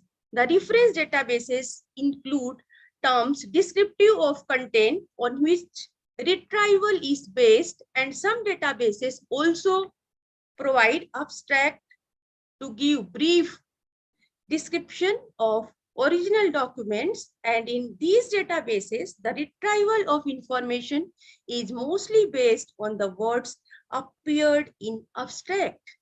The retrieved data helps requester to identify where an original source can then be found. The reference databases provide bibliographic descriptions to published literature. It provides abstract references or citations to documents. What are bibliographic databases? Professor Maheshwari had also discussed this in a very nice way. Bibliographic database is one of the most important forms of reference databases. These databases are widely used as reference tools and provide citations or references, abstracts, and index to published literature. Online bibliographic databases provide quick information about publications which may or may not be available in libraries' own collection. These are the excellent means to access information rather than merely an item of information in the collection of any library. Bibliographic databases contain elements of bibliographic description that used to describe books, journals, documents, and other publication or portions. Rice in 1985 stated that these databases are typically online bibliographic files are the online equivalent of print abstracts and indexing services and mostly used for bibliographic verification of literature. For example, LISA, Indian Citation Index, Scopus, and Web of Science, etc. Next is the multimedia databases. A multimedia databases is a collection of related multimedia data objects of different types. A multimedia database contains various data types such as images, sound recordings, video recordings, signals, graphics, together with text data, etc. Multimedia databases host different types of media file such as TXT for documents, JPG used for images, SWF deals with videos, MP3 used for generating audio files, etc. These databases involve the activities related to acquisition, generation, storage, processing, and transmission of multimedia data over networks. The databases primarily provide access to art prints, animations, photos, audio clips, videos, and others multimedia contents. For example, art store and academic video online. Now, on the basis of scope of data, online databases can be classified by the scope of information contained in them.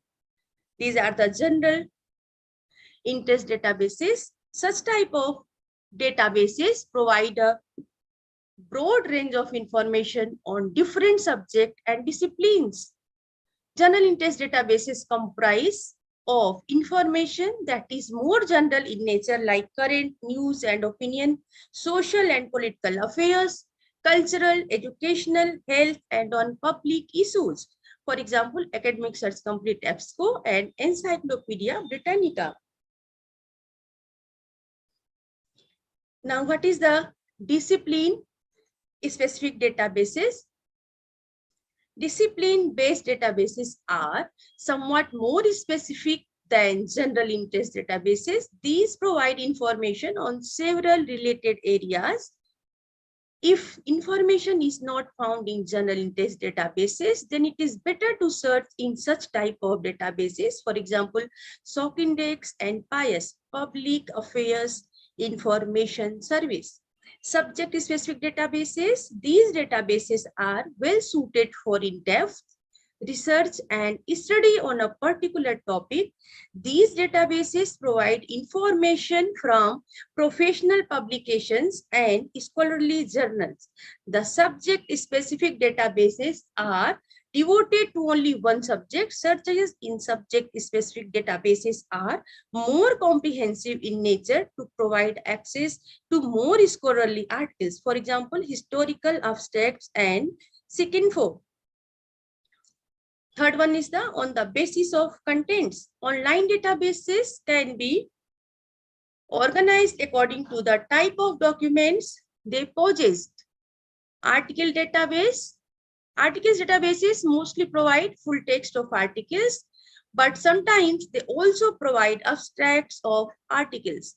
Some online databases only present citations instead of full text article or an abstract that helps to locate the original articles, for example, Google Scholar and annual reviews. Online catalog databases is a bibliographic database that describes the books, periodicals, and electronic resources that are available in the library. Online catalogs are those online databases that enable searchers to search for documents by author, title, subject heading, keyword, poll number, or government documents number available in a particular library. For example, INCAT and WorldCat. What is the dictionary databases? In dictionary databases, likewise of directory catalog, each record identifies something. The purpose of dictionary databases is to provide a measure of control in the use of bibliographic databases. Examples are Oxford English Dictionary and Chemical Substance Dictionary. Directory databases offer the information of published directories or serve a purpose similar to that of published directories without having published equivalents. The examples of these databases are Electronic Yellow Pages and Encyclopedia of Associations. How we indexed and abstracting databases. These databases provide brief summary of publications along with descriptors as access points to documents. Such databases provide clues to the relevance and location of the publication. For example, SOC Index and Educational Research Abstracts Online, ERA. Fourth one is on the basis of providers. Based on their providers, online databases can be classified into the following categories: publisher, commercial databases produced by online commercial service providers that sell their data to the clients and deliver information through the telecommunication networks. These databases are commercial electronic information services that people access through the web or internet. Anyone can download or electronically copy of the information contains from the internet anywhere in the world through databases homepage. To access such types of databases, searchers need to have an authorization number and password provided by the publishers. For example, Oxford University Press and Taylor and Francis. Now, what are the search methods? Are defined as methods that assist users in constructing their queries that include two types of searches, basic and advanced searches. All online systems possess these two search methods, which further provide different retrieval techniques such as keyword search, Boolean operators, and or not or and not, truncation, phrase searching, proximity search, and so on, or for more effective and efficient information retrieval. Number one is the basic or simple search. It is a commonly used search method in database searching. It is also referred to as keyword searching, as keywords are important words that are used as index to the information in a database. In basic or keyword searching, online database searches the whole document to locate words and phrases defined by the users. Thus, it is useful when users do not know the exact title or author name and want to link terms from different parts of a record, such as title, abstract, author, etc.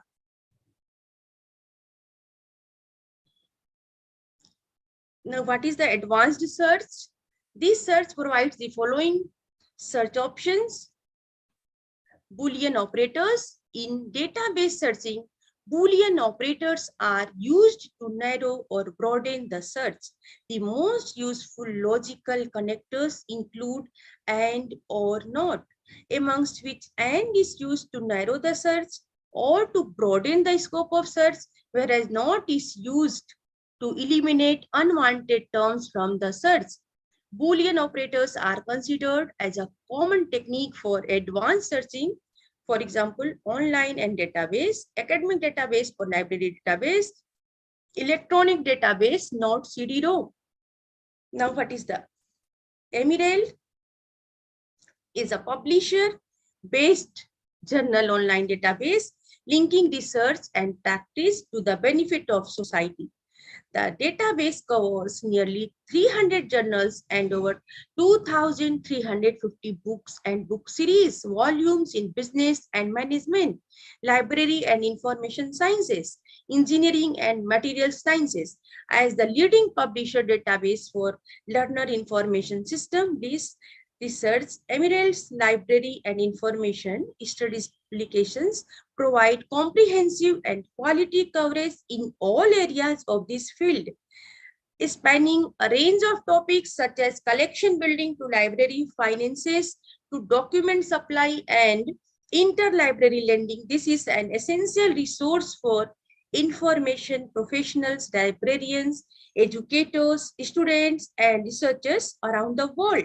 Under UGC Infonet e-journals consortium, access is made available for 29 e-journals from library and information science. Full text database and archival access varies from journal to journal. Journal storage is full text database for scholarship established in 1995 as digital archives. The majority of content in the archive is journal literature, though inclusion of other materials such as conference proceedings, transactions, pamphlets, monographs, manuscripts, and other materials is continuously growing. At present, there are 2,000 journals, including previous titles as well as other content available.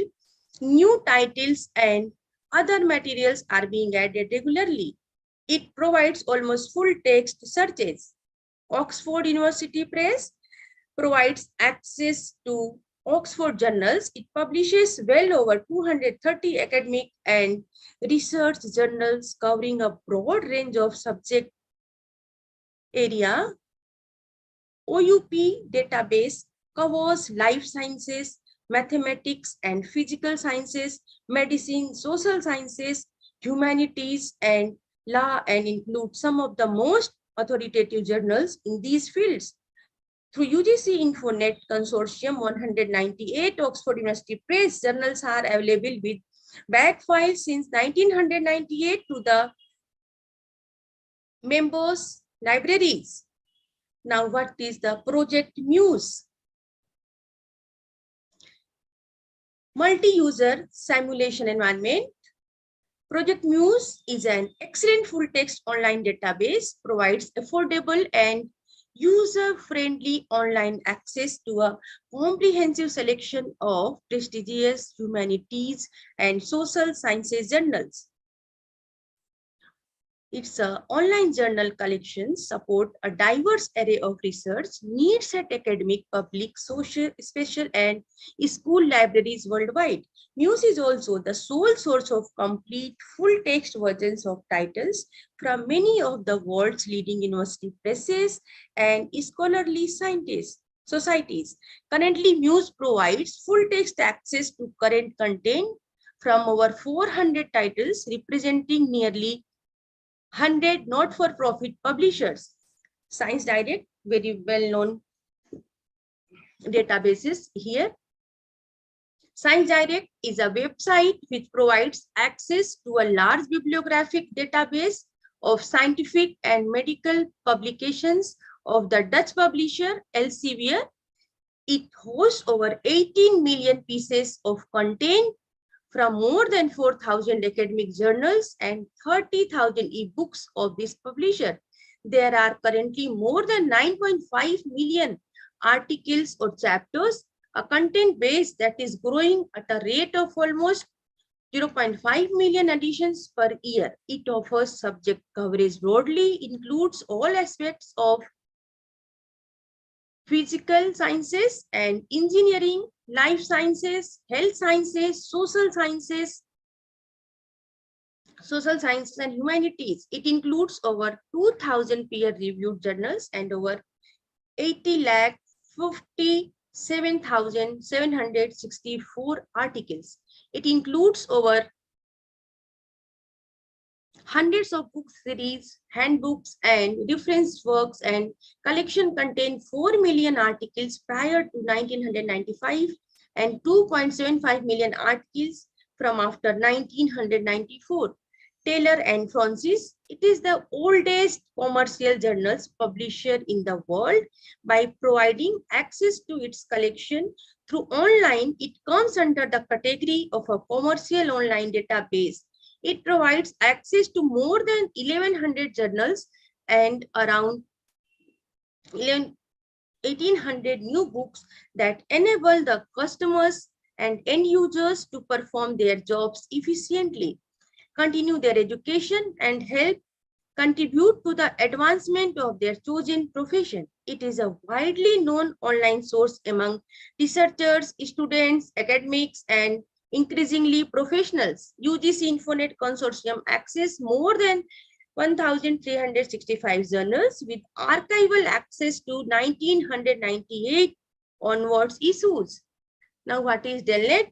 Developing Library Network was started at the India International Central Library in January 1988 and was registered as a society in 1992 and is a type of database.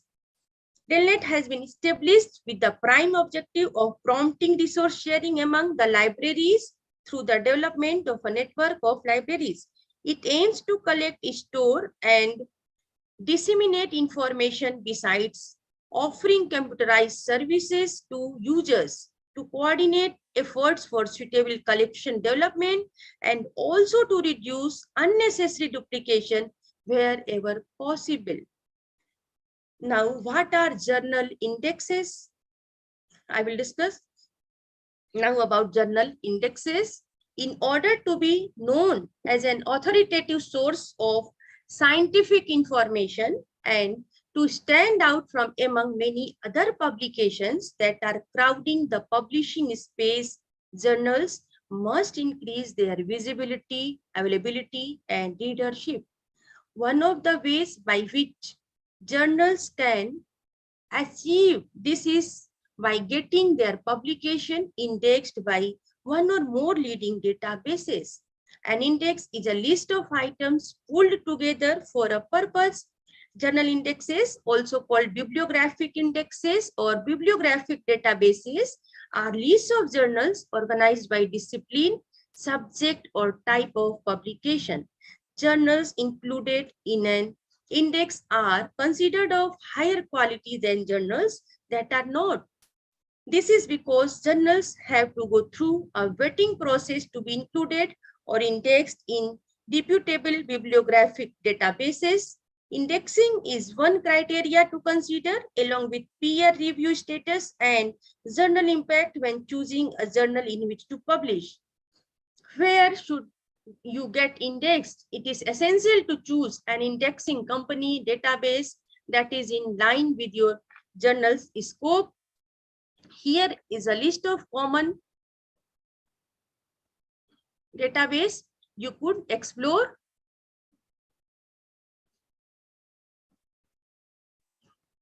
Something.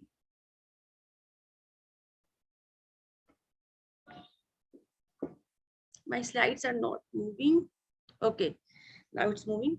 So here Google Scholar, Academia, .edu, Mendeley, Script, Internet Archive, ISSW, SlideShare, Research, Bib, Academia Resource Index, Site Factor, Index Copernicus International, Researcher ID, Publications, International Scientific Indexing, Pipsonomy, Idoco, DRJI, Facebook, LinkedIn, Twitter, Orchid, Publons, Search, and Clarivate Analytics. Now I will discuss about journal impact factors. The impact factor was devised by Eugene Garfield, the founder of the Institute for Scientific Information, ISI. Impact factors are calculated yearly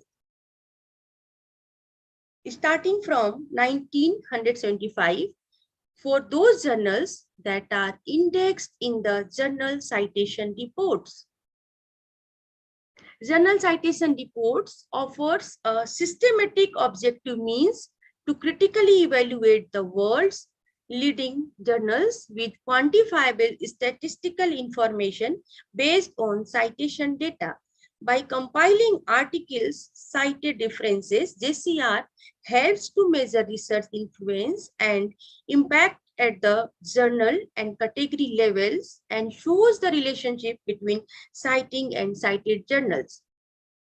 Professor Maheshwari sir has discussed in very detail these all: impact factor, H-index, G-index, I-10, all the parameters. Relationship between the quality of a journal and the impact factor. What is quality? Quality, like beauty, is often in the eyes of the beholder. What one means by quality can vary. There are undoubtedly some high quality articles that appear from time to time in low impact journals also, but human behavior being what it is, scientists generally know when they have something really important to report and send those articles to the better known higher impact journals. This of course is a vicious circle, but there is nothing that can be done to prevent that as long as authors perceive the necessity for publishing in the journals that will give their work the greatest exposure to other scientists. Now, what makes journals great? Friends, it is not any technology or big investments or great promotion. Journals are based on the communities they serve. A journal has no value without the active support of high-level scientists. Scale helps to be innovative in improving service. Top journals are international as science is international. Quality attracts quality. Using the impact factor alone to judge a journal is like using weight alone to judge a person's health. Now, what is Web of Science? Is an online subscription-based scientific citation indexing service maintained by Thomson Reuters that provides a comprehensive citation search. It gives access to multiple databases that reference cross-disciplinary research, which allows for in-depth exploration of specialized subfields within an academic or scientific discipline. There are also CD and printed editions covering a small number of journals. Thomson Reuters also markets several subsets of this database termed specialties citation indexes. What are the pros and cons of Web of Science? These are the pros: deep chronological coverage. The impact factor is widely used. URL has invested money in back files, stronger in humanities than Scopus. What are the cons? Confusing product structure, slow response to changing research environment, corporate instability, more expensive. Now, I will discuss about Scopus. Managed by the publishing company, Elsevier, Scopus indexes journals from the fields of science, technology, medicine, social sciences, and arts and humanities. Scopus includes content from more than 5,000 publishers and 105 different countries. Updated daily, more accurate and complete citation data. Pre-1996, 40 different languages covered, and 3,487 active gold open access journals indexed. Disciplines, all disciplines they have discussed: physical sciences, health sciences, social sciences, and life sciences. Scopus is the most comprehensive overview of the world's research output in the fields of science, technology, medicine, social sciences, and arts and humanities. In addition to searching Scopus' vast database of peer-reviewed content, Scopus features tools that help researchers go beyond search into discovery and analysis. Go beyond search, search, discover, and analyze. An overview of Scopus. Launched in November 2004, it is the largest abstract and citation database of peer-reviewed literature, featuring smart tools to track, analyze, and visualize research.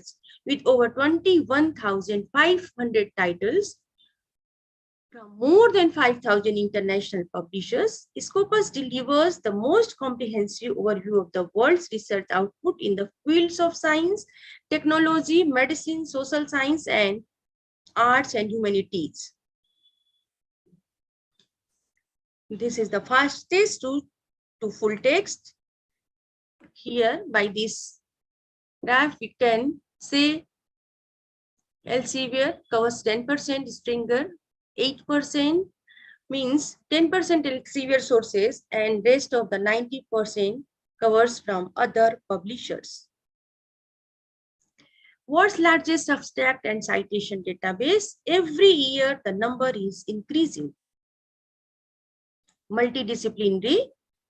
It covers life sciences, social sciences, physical sciences, health sciences 32%, life sciences 15%, physical sciences 30%, and social sciences about 23%. What are the pros and cons of Scopus? Growing rapidly and filling in gaps in its coverage, stronger in international literature than Web of Science, less expensive, a more intuitive and user-friendly interface. These are the cons: chronological depth, fewer records, potential for future price inflation. It also provides research analysis and tracking tools. SCIE is a product by Thomson Reuters. It covers journals from a range of scientific and technical fields. It also provides some data analysis options. EBSCO Information Services database includes titles compiled by the company as well as journals from other databases, publishers such as Medline and EconLit. DOA's Directory of Open Access Journals is an online directory that indexes and provides access to open access peer-reviewed journals covering history, religion, geography, language and literature, etc. Now I will discuss about UGC care. UGC care is also maintaining the databases. The quality mandate of the UGC emphasizes importance of promoting quality research by the faculty and for creating new knowledge. Credibility of research publications is extremely important.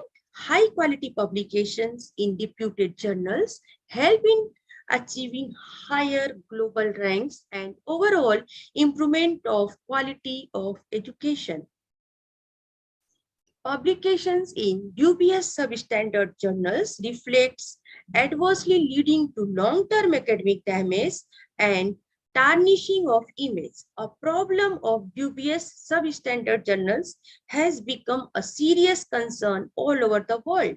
The percentage of research articles published in poor quality journals is reported to be high in India, which has adversely affected its image. UGC care universities are Jawaharlal Nehru University, New Delhi, the MS University of Baroda, University of Hyderabad, and Tezpur University, Assam.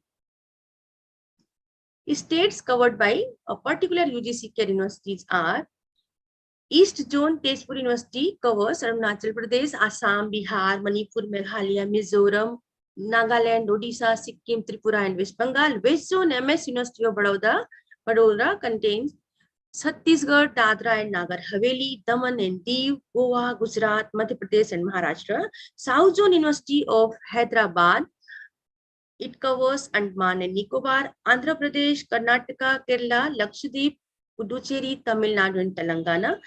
North Zone Jawaharlal Nehru University, New Delhi covers Chandigarh, Delhi, Haryana, Himachal Pradesh, Jammu and Kashmir, Punjab, Rajasthan, Uttar Pradesh, Uttarakhand. Now, thank you for hearing patiently. Thank you.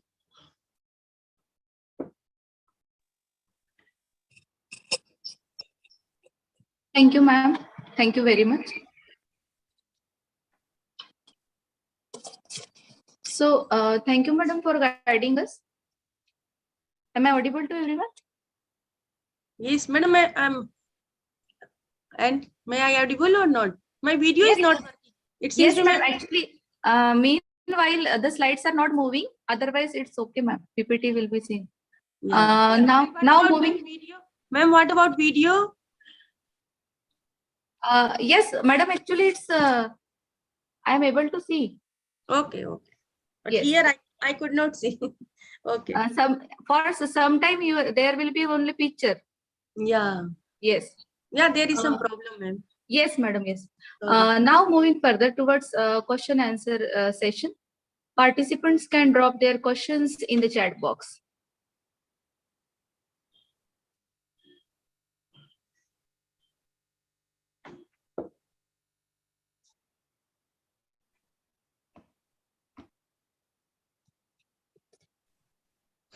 You can ask the questions and put your questions in the chat box.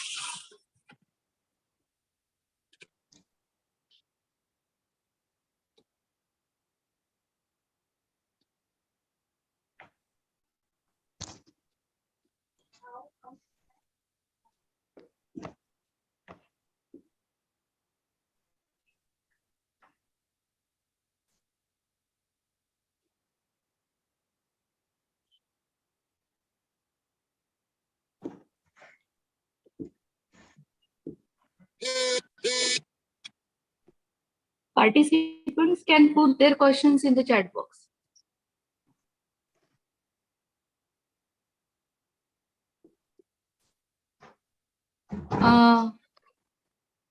Ma'am, one question is there. Yes. Yes, ma'am, can we use Oracle MySQL database as a research database? Yes, Oracle is also the part of databases we are using. Okay. Any other question?